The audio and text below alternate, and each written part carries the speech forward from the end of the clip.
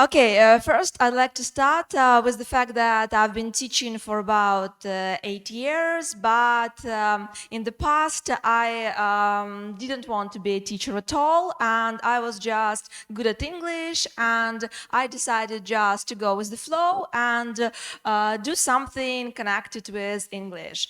Actually, first time when I realized that I'm gonna be a teacher was when I was I think 19, and it was my first job. I work as a team leader in one of English camps in one of our English schools, and it was so challenging as we had no internet to prepare for classes, actually no books, like nothing, and I need to create something myself. And at that very moment, I got that wonderful sparkle that still remains, and I still use it. And I remember their inspiration that I got, and I think that I've been using this inspiration.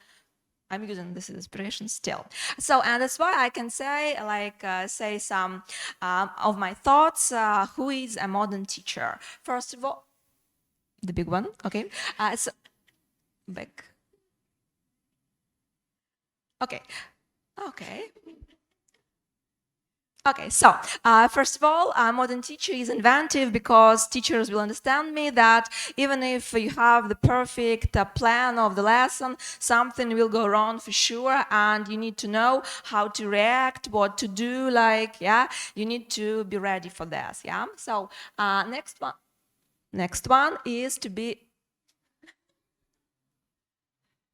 Next one is to be inquisitive. So if you are curious, if you really wanna know something new, your students gonna look up to you for sure, and will be the same as you. So we need to set a good example for our students. I try softer. Okay, so next one is to balance between lenient and strict. Actually, that's the most challenging one, as you need to know when you can say to your student, okay, you can pass it later, maybe next week, maybe tomorrow, like maybe in the evening, but and when you need to say, like, for sure you need to stay after class, to work hard and the stuff, yeah. And actually one of my favorite approaches is a carrot and a stick approach, which proves to be rather useful. And actually what I'm trying to do is to become as amicable as possible to my students, because it's very difficult to say no to a friend. You know, when a friend asks you to learn all the irregular verbs or to learn all the phrasal verbs, it's very difficult to say no, you know. That's what I'm using.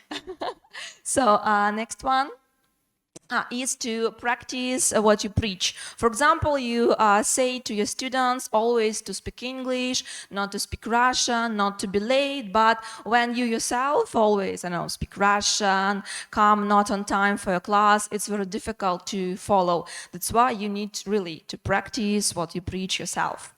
So, next one. Yeah, to understand how much power really you have, because for example when I teach future, I don't only teach will, going to, present continuous, what else we have there, future continuous, all this stuff, yeah. We speak about really about our future, what we're gonna do in 10 years, in 20 years, in 50 years, how. Спасибо. Я ничего не трогала. And we really speak how our world gonna change. And the next one, I don't remember what was the next one.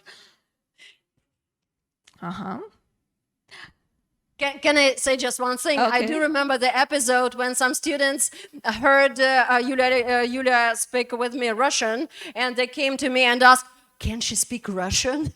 Because they were really surprised, because they always speak English with students.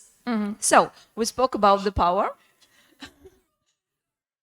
Yeah, and the next one is the fact that, like many people think that teachers are perfect, they know all the words, but sometimes I'm in such a big predicaments, especially when students of a high level ask me some difficult constructions, which I frankly don't know. Like, one day one of my students asked me how to say in English, не говори гоп, пока не перепрыгнешь, and it was very difficult to remember it. I knew, but I was very close. And you shouldn't be afraid to make mistakes, it's for sure. So if I've made any, forgive me.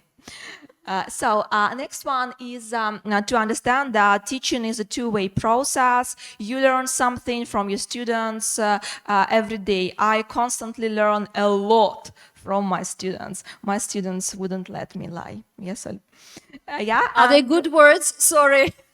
Good, yeah, good, yeah.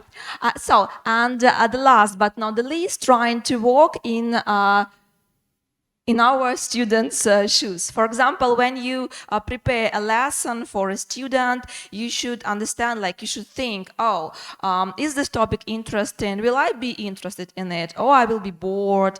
I would like to take a nap and stuff like this. So enjoy what you do and everything will be okay.